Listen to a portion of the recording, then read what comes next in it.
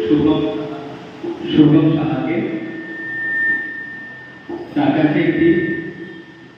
কবিতা পাঠ শুনে নেব।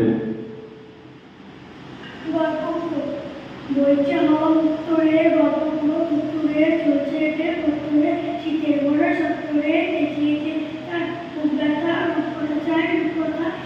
ডাক ছেড়েছে ডাক ছেড়ে বল ছেড়ে হাত ছেড়ে ফুল ছেড়ে আর কর্তরা আইতে ছুটে ছোট্টরা কি আছে মত অর্পিতায় দেখবি যদি বলতিয়া তাদের ওপর এই জোড়া গল্প পড়া